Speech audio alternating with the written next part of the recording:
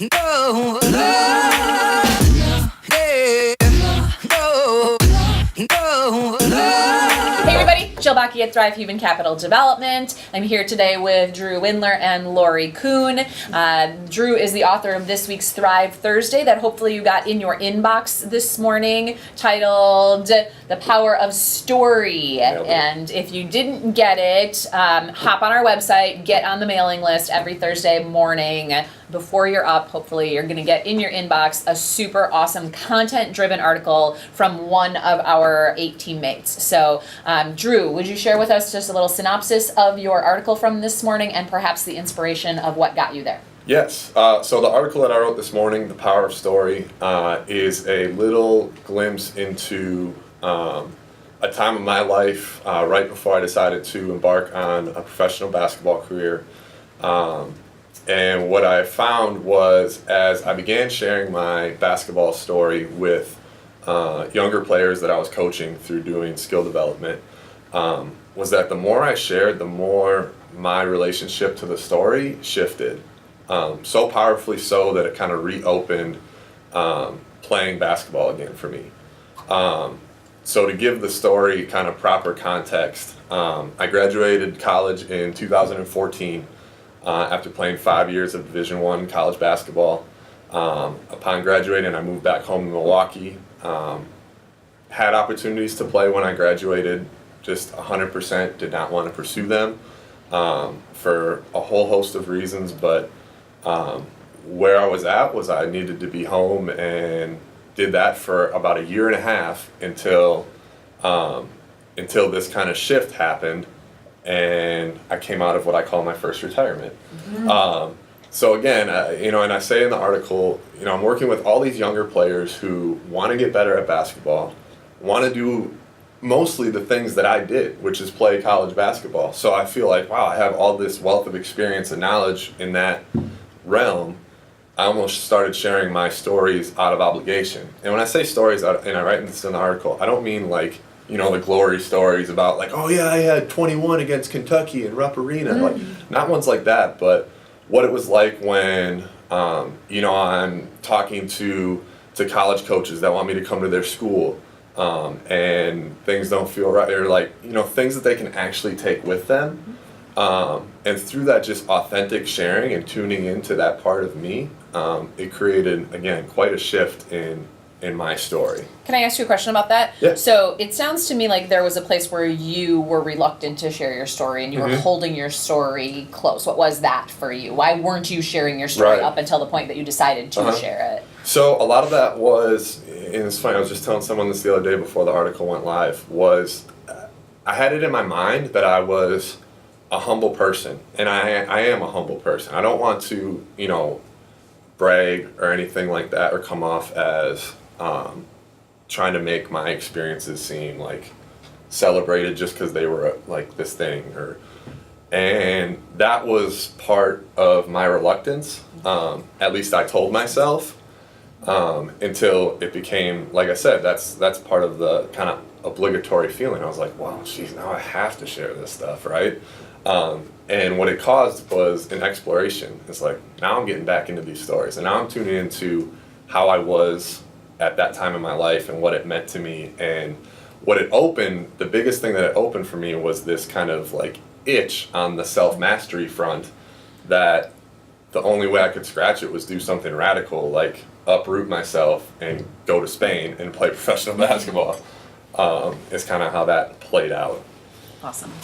So what I'm hearing in what you're saying is there was sort of this evolution in your ability to understand how your story was compiled, and then how you held that close, and then how you began to give yourself permission to let that story just be a piece of who you are instead of a defining factor in who you are. And in that shift, that's what allowed it to be a freer experience for you. I'm gonna hop over to Lori. Lori, what's been your experience with story? I mean, I know your history, and you have a spectacular story, as I think anybody who you sit and talk to has a spectacular story. Is there an evolution to it? Have there been points of understanding within your story that you want to share? Well, I think a lot for me is just recognizing what story I'm carrying. Because sometimes you get to a point in life where you have the opportunity to go back and reflect on some of your stories. Mhm. So by teaching these kids, you were kind of in the environment where it was conducive to going back to those Right. stories. Where some people, and I know this for myself, I didn't have the opportunity to go back and look at some of my stories. So I just carried them throughout my life. And I know in one of our recent classes, I was talking about being the fat kid and how I carried that story with me. Never had any opportunity to go back and say, is this true or not? It's just kind of what everybody talked about and what it was for me. But then one day I was having this discussion about how I was the fat kid, and I'm like, wait a minute. That was like 2 years of my life. Like, I'm 48, and for 2 years of my life back in grade school, I was chunky, and now that's my story. So I inadvertently ran into what my story was that I wanted to reevaluate. So I think it's fabulous that you were in a position to go Right. back and look at it. And I also think it was fabulous that because of your story, you were able to help those kids who are now experiencing your Right. story. So I think that's really the benefit of this awareness around your stories, is because now you can help other people so that when you're 48, you don't realize that you weren't a fat kid. Right. Right. You can help them change their story in lifetime. And I think one of the gifts that you bring to the table, Drew, is just your awareness in why you were protecting that story Right. and your ability to evaluate that, and the reasons you weren't telling the story and the reasons you are telling the story were from this place of self-awareness, where I think a lot of times, and even early in my journey, I told my story because of the shock factor, because this is the impact that it Right. had, because I wanted the accolades, because I wanted somebody to say, holy shit, you got through that, or whatever that was. And then there came a point where I had shame attached to my story. So then I didn't want to tell my story because I was Right. ashamed of pieces of it, and I didn't know how to portray that, and I didn't want that to be a part of the story. So I think, and there's shame in your section of the story, and then you're telling it and you're amplifying the shame, and because you didn't have awareness around it, And you're re-experiencing Yeah. that component of it. and then yeah. that's your attraction point. So you're looking into your life for more places where Right. you're experiencing Right. that. So I think it's a really, really cool contrast, because there are circles of personal development that will tell you not to tell your story, because then you're just perpetuating where you were the victim, or where you were the superstar, or where you were this thing, or whatever that point in time was. And what I'm hearing in this conversation is, yeah, there is magic and power in this story, and Right. that you can be intentional about what that magic and power is and how you're using it. So just like everything else, there's a really, really self-actualizing way to play in it, and there's a really self-detrimental and Right. beating up way Right. to use it. And Good. so, In a way, what I heard you say is we're talking about almost two separate items. It's absolutely. Like there's, on the one hand, the historical events that happened, like literally the things that occurred, right? And those are the things that I was like, okay, those are mostly benign and meaningless to these kids. Like, I don't know that they'll ever, like, what is the point of me telling them this one-off thing that had happened? What are they going to get from it? But then there was this other version or kind of side of it where it's, like you say, the internal processing of it for me. So how I felt because of this situation. So, I'll just use a relatively easy example. I've had a long sports career. I've had a lot of coaches in that time. When I would have kids that would come in and be like, oh, like I'm going through this thing because coach said this and he's on me about this. And I can leverage an experience of mine and say, look, I had a coach that did that times 10, and it felt like this. Here's a suggestion how you can respond, or think of it this way, or help them kind of find their way in it, so that it's not just like, again, because like you said, you can kind of swirl with your version of the story, right? If it's coach's fault 10 times out of 10, then you're just going to keep telling the same story about different events. Yeah, and again, I'm brought back to what's your intention in telling the story. Right. Is your intention in telling the story, oh, poor me, I'm a victim? Is your intention in telling the story, hey, you're powerful, and I know that because I was in that position and I was able to be powerful, which is what I just heard you say. Is your intention, hey, I'm a superstar, throw me accolades? Right. And so Or Or is it I'm going constantly to tell you telling this stories. cool story about what I've done with my life to inspire you? I Right. mean, I noticed that you were holding back some of your stories because you might be perceived as arrogant. Well,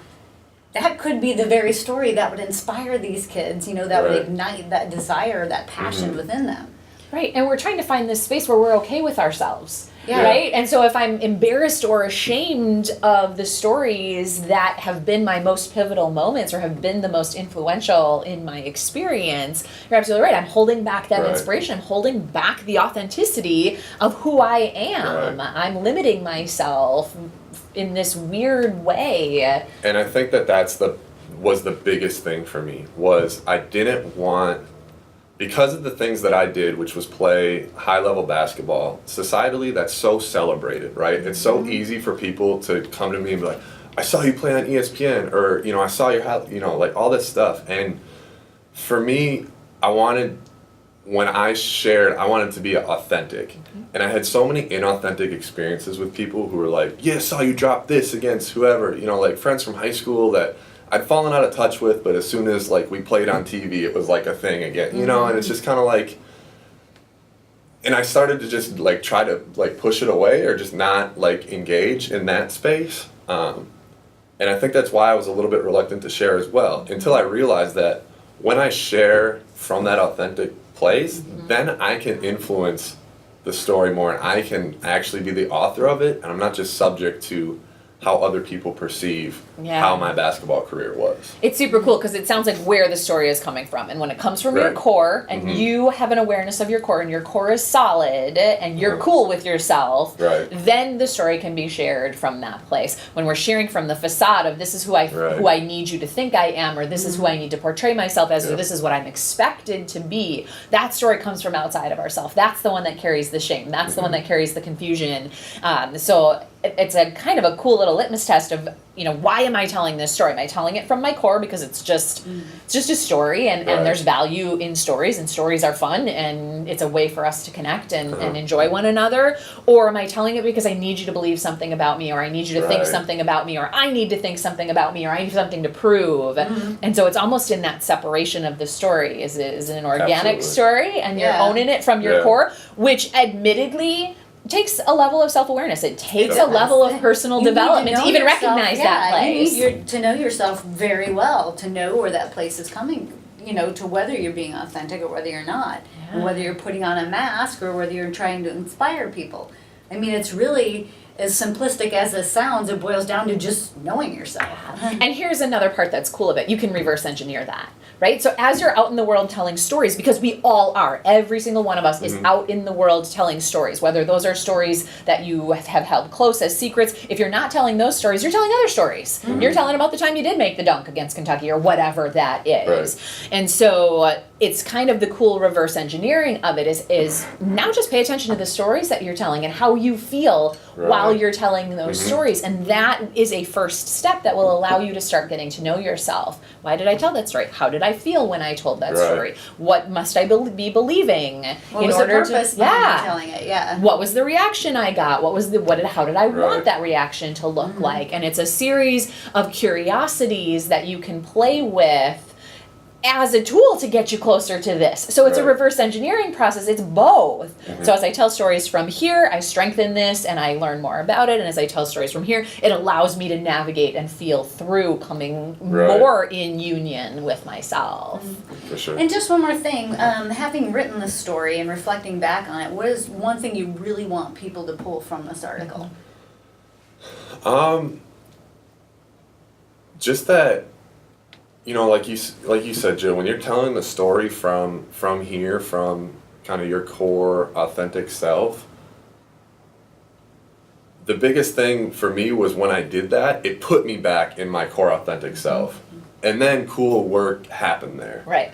So, you know, stories can be a cool way, just an inroad back to that, you know, because everyone, it seems like, you know, it's such a hot button phrase, like be authentic, show up your best authentic self. And sometimes it's just kind of like, okay, but define it, right? Right, Like, what does yeah. that mean?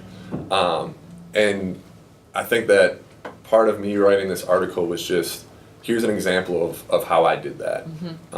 with basketball stories that could easily be kind of this one thing, but once I brought it back here, it helped me do some cool internal work, and was a cool disruption, as we'd like to say. Yeah, as And- one part of the process Right. of a Exactly. bigger process that Yep. you were committed to in a lot of other. Yeah, and I For like sure. that you spelled that out. In trying to be more authentic, I became more authentic. Right. And then through that process, I was better able to help and inspire others just by paying attention to that.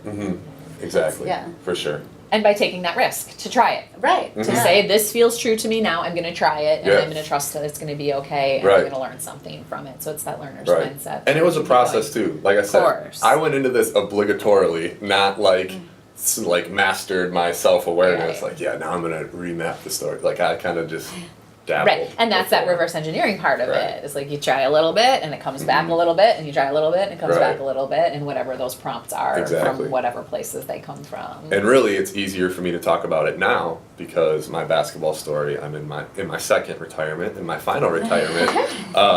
It's complete as far as the events that are going to occur. Me playing basketball. So, Give a different perspective on it. right. I'm not in it anymore. Lori, is there a takeaway that you would like to pull out as far as story is concerned? What's your one? Well, and I don't know how much we touched on this, but I know when I read the article, it's just paying attention to your stories. Just kind of really looking at, how can I use those in life to help others? Right. And myself. And Right. myself. Awesome.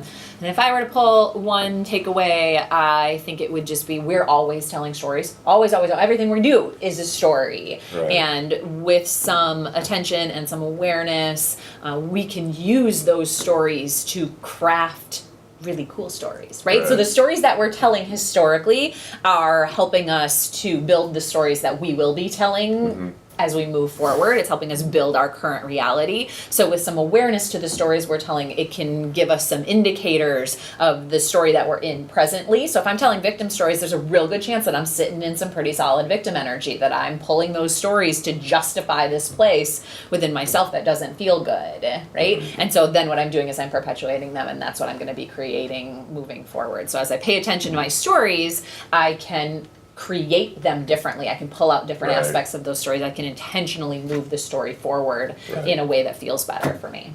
Absolutely. Anything else?